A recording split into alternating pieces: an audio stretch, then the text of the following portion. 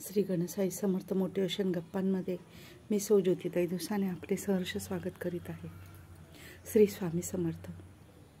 श्रोते हो, बऱ्याच भगिनींनी मला काही प्रश्न विचारले आणि त्या प्रश्नावर आधारित काही टॉल्क मला सुचले आहेत, ते मी आज आपल्याजवळ शेअर करते। काही भगिनींनी मला विचारलं की ताई, तुमचं जीवन जे आहे अगोदरचं ते संघर्षमय गेलं आहे, म्हणजे प्रगती तुमची फार उशिरा झाली। स्वतःचं घर वगैरे किंवा शेती म्हणजे जी काही स्थावर जंगम इस्टेट होती ती तुम्ही फार उशिरा केली आहे आणि तुमच्या जीवनात जे सुख मिळायचे होते ते तुम्हाला अगदी म्हातारपणाच्या टप्प्यावर मिळाले आहे। असं का? तर याबद्दल आम्हाला थोडं सविस्तर सांगा। आणि आमच्या काही भगिनी आहेत त्या अगदी सुरुवातीपासूनच सगळे सुख भोगत आहे। तर मूळ मुद्दा सांगायचा म्हणजे असा की आपण लग्न करून ज्या घरात येतो त्या ऐश्वर्ययुक्त घर जर असेल आणि आपल्याला सगळं आयतं अगदी आल्या सगळं छान ऐश्वर्यात मिळालं आहे, तर कदाचित आपल्याला जीवनामध्ये जे काही प्राप्त होतं त्याची आपल्याला किंमत कळत नाही।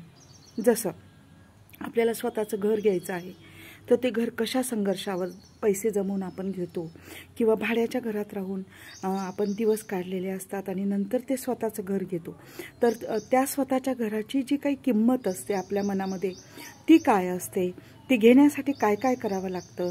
किंवा आपल्याला एखादा दागिना पाहिजे, तो आपल्याकडे नाही आहे, अगोदर आपण फार साध्या पद्धतीत राहतोय, पण आपल्याला तो दागिना आपण घेतला आहे, तर तो कशा पद्धतीने आपण थोडं थोडं जमवून मागे पाडून, किंवा काही गोष्टी पुण्याच्या पण असतात की इतर काही गोष्टी पुण्याच्या प्रभावामुळे आपल्याला प्राप्त होत असतात।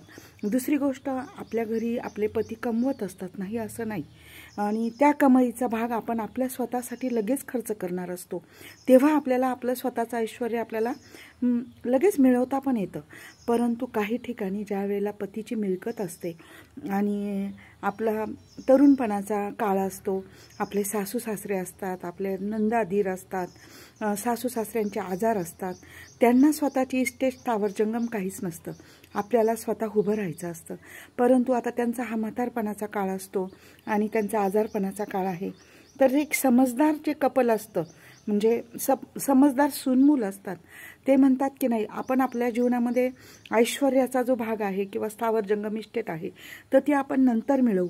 परंतु आज आपलं कर्तव्य काय आहे की आई वडील आहेत म्हातारे, त्यांचं आजारपण आहे, त्यांचा वृद्धापकाळ चांगला गेला पाहिजे, त्यांच्यासाठी आपण काहीतरी, जे त्यांचा आजारपणाचा काळ आहे, काही काही वेळेला 12-12 वर्ष आजार असतो, त्या आजाराचा खर्च असतो, आणि वृद्धापकाळामध्ये आता आपल्यावरूनच आपण बघा, जेव्हा आपण तरुण असतो आपल्याला जी भाजी पोळी दिली किंवा आवडीनिवडीप्रमाणे आपलं जेवण नसतं, पण थोडासा काळ आपला 50-55च्या पुढे गेला की एक थोडंसं खायचं असतं, पण एक आवड निवड असते स्वभावामध्ये, थोडंसंच पाहिजे पण चांगलं पाहिजे, म्हणजे त्यांची ठेप ठेवायची असते आपल्याला। खाणं पिणं, औषधं, ज्यूस वगैरे आणि दवाखाना हे सगळं करायचं असतं, आणि आपल्या स्वतःसाठी आपण भाड्याच्या घरात राहत असतो, आपल्या पतीचा पगार, आपलं स्वतःचं घर धकवणं, आपल्या मुलांची शिक्षणं आणि सासू सासऱ्यांचं आजारपण, येणं जाणं, नंदांच्या घरचे कार्यक्रम, हे सगळं जेव्हा पार पाडायचं असतं त्यावेळेला एक चांगलं समजदार कपल काय म्हणतं की आज हे कर्तव्य आपल्याला पार पाडायचे आहे, आपण हे करू, आणि नंतरच्या काळामध्ये आपल्याला आपलं ऐश्वर्य मिळेलच, आणि नाहीच मिळालं तर जाऊ द्या, आपलं कर्तव्य करायला तर आपल्याजवळ पैसा आहे ना, तेवढं आपण कर्तव्य करू, पुढचे पुढे बघू। हे असं समजदार ज्या वेळेस जोडपं समजून घेतं त्यावेळेला त्याची जी परिस्थिती असते, म्हणजे जीवनाचा 20-25 वर्षाचा जो काळ असतो तो काळ संघर्षात जातो, इतरांच्या भल्यासाठी तो पैसा आणि तो वेळ खर्च होतो आणि आपलं स्वतःचं जीवन संघर्षात जातं।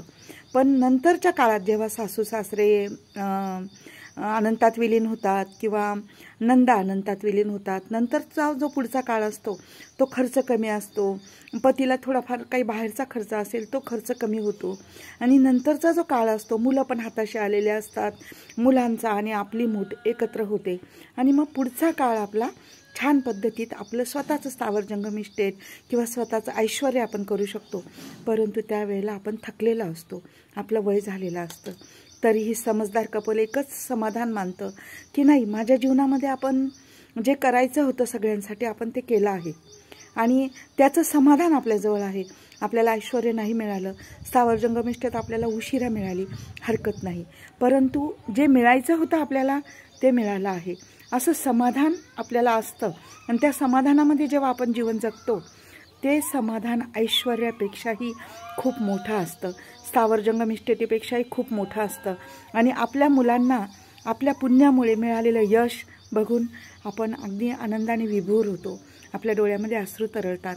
आणि हे सगळं फक्त आपण आपल्या मनात जे समाधान असतं, आपण केलेले कष्ट, इतरांसाठी केलेला वेळ, खर्च, हे सगळं जे आपण इतरांसाठी केलेलं असतं आणि आपल्याला जे समाधान मिळतं आपल्या मुलांचं चांगलं बघून, ते समाधान खूप महान असतं.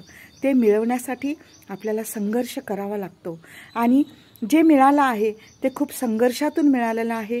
ते कसं टिकवायचं, ते कसं छान ठेवायचं, याची पण आपल्याला आपल्या मनामध्ये कुठेतरी किंमत असते.